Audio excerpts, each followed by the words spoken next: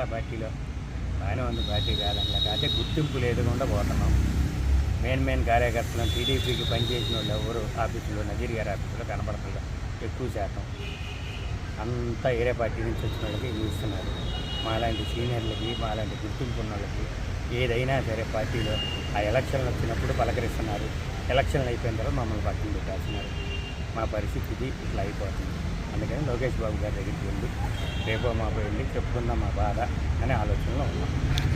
అంటే పట్టించుకోవడం అంటే ఎట్లా, మిమ్మల్ని ఎలా పట్టించుకోవాలంటారు? గౌరవం ఎమ్మెల్యే గారి దగ్గరికి వెళ్తే పలానా వాటి నుంచి వచ్చాడు, ఇతను మనవాడు అన్న ఇది లేదు, ఏమి ఎవరిని అసలు పట్టించుకోవట్లా. తిరిగిపోయి బాధపడుతున్నా ఒక్కళ్ళు పలకరించిన పాపం లేదు. ఏంటి అని అడిగిన వాళ్ళు లేదు. ఏంటి పరిస్థితి ఏంటి అనేసి ఇది కూడా లేకుండా ఎవరికి చెప్పుకోవాలి మా బాధ. ఈ డివిజన్ ఎంతకాలం నుంచి పనిచేస్తున్నారు మీరు? నేను ఈ డివిజన్లో దగ్గర 25-30 ఏళ్ళ నుంచి ఉన్నాను. 6వ డివిజను అంటే ఇంతకుముందు 11వ డివిజను, అంతకుముందు 28వ డివిజను. ఫస్ట్ 28వ డివిజన్ మాది. మన రాజాగారి తోట, శీలమారి, బెస్త తోట అన్నీ కలిసి ఉన్నాయి. అప్పటి నుంచి ఉన్నా. అప్పుడు మామూలుగా నెంబర్ ఉన్నా.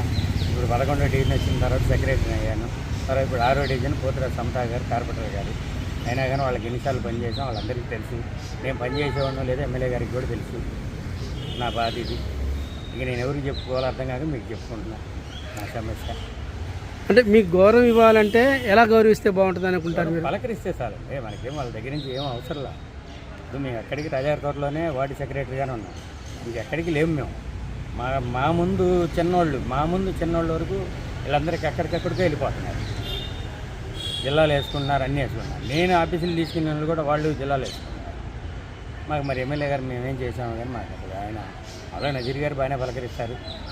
ఏమాట కామని చెప్పాలి, అయినా కానీ ఇప్పుడు పట్టించుకోవట్లేదు. ఇంకొకటి ఎమ్మెల్యే గారు అయిన తర్వాత ఇది మా బాధ. అది గుండెల మీద కొడితే అది రావాలి గుర్తు.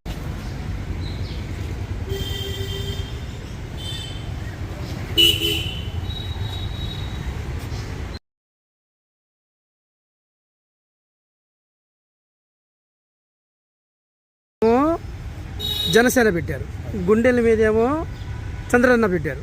అంటే ఇంతకీ వీళ్ళిద్దరి మీద ఎవరి మీద మీ అభిమానం? మాకు పవన్ కళ్యాణ్ గారు అంటే బాగా అభిమానం. ఎందుకంటే ఆయన పార్టీ పెట్టిన కానీ నుంచి ఆయన జెండానే మోసాం.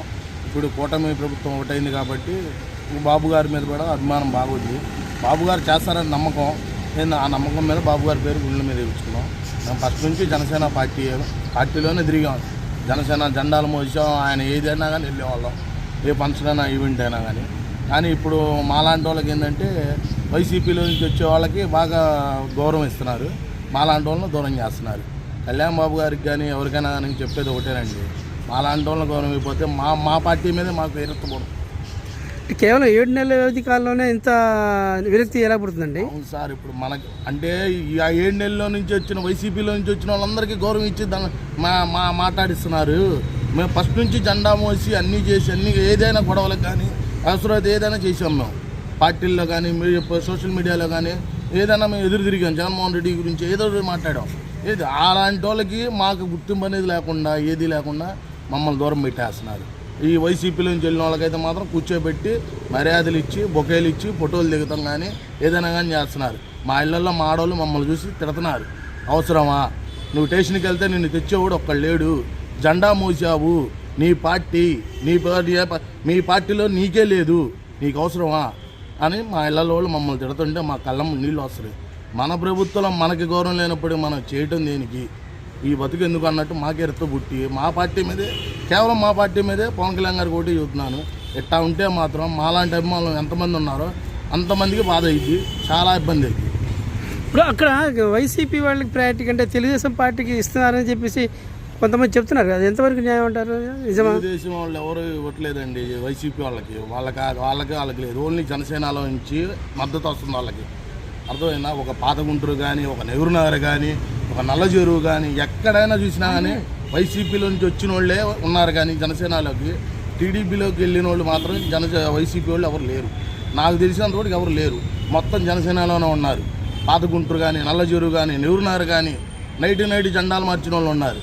మేము పచ్చబొట్లు వేయించుకొని చచ్చిపోతున్నాం సార్. ఏడుపు వస్తుంది మాకు మాట్లాడాలంటే.